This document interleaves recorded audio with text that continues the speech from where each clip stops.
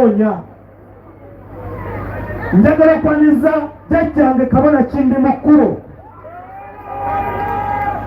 Abasajja abo be batono nnyo benjagala babeere wano nga bagenda kukola n'omusajja omukulu era omulanzi Ndugaba Mweyana.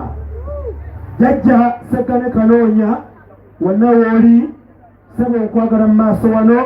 Jjajjaffe Kindi mu kkubo wonna wooli jangu mu maaso. Bantu Batonda tuyimiridde wano nga njagala okubategeeza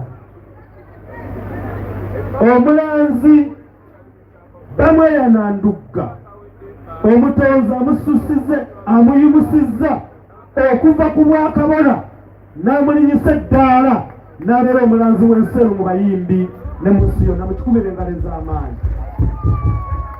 kubanga ye muyimbi yekka eyavaayo n'ayimba ku buwangwa n'ennono nga teyetiriridde. Ate emiyimbi yasoose okuvaayo n'ayimba ennyimba nga yeebuuza nti Kabaka aliwa. Ssebo tusiima omulimu gw'okola ogw'ettendo okuzza obuwangwa mu nnono nga bw'erina okutambula.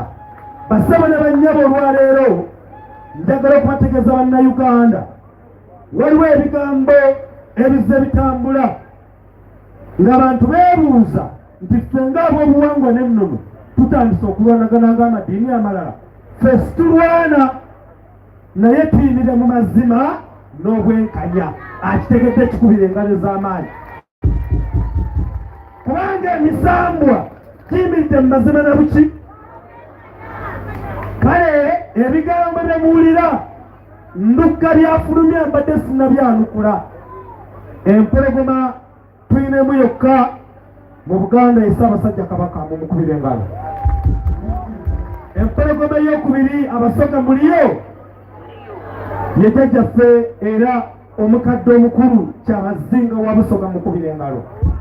Kale twagala okubategeeza ffe twakongojja misambwa, twakongojja mayembe, twakongojja balongo ne Lubaale. Tetukongojjangako bitiibwa. Mu Lubaale temuli kitiibwa era kapito w'omusamize ge Maviivi. Omuntu yenna mu busamize tanoonyamu kitiibwa, anoonya kufukaamirira bajjajjaabe. Era ssebo omulanzi Ndugga nkusabira omutonzi akugumye ate era kulaakulanye awamu ne maama mukyala Ndugga nkusaamu ekitiibwa. Nsaba olimuko ovire ku bantu wadde sinze omukulu nkikola ng'omulanzi sigwanidde naye wovira ku bantu. Omukyala oyo okuva lweyajja mu bulamu bwa Ndugga yatereera ate yafuuka muntu ow'amaanyi. Ate Ndugga mukwano gw'abangi. Maama genda mu maaso n'okumutembeeta ate tovanga ku buwangwa bwo n'ennono ne bbaawo omukubirize. Bassebo ne bannyabo obuwangwa bwaffe bugagga, ennono bugagga era nfundikira ebigambo bino nga mbategeeza nti olwaleero Ndugaba Mweyana takyali Kabona, ayitibwa mulanzi era alangiriddwa mu luse lw'abalanzi nga akwatibwa Damuleeno.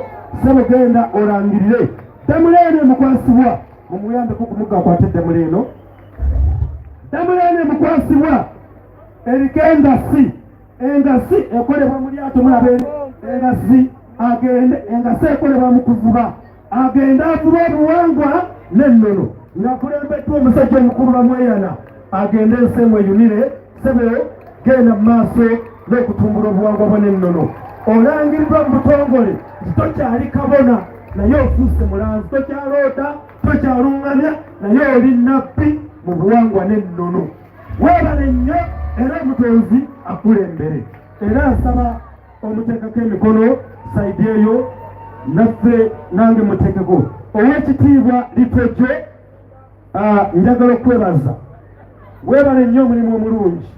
Tete weebale bannange Litojo mumukubire engalo ez'amaanyi. Omusajja ono abeera ku leediyo n'ayogera obuwangwa naki? N'ayogera obuwangwa naki? Kale tuyimuke tusabire Ndugga ffenna nga mikwano gye. Gwolaba atudde manya yaloga Ndugga.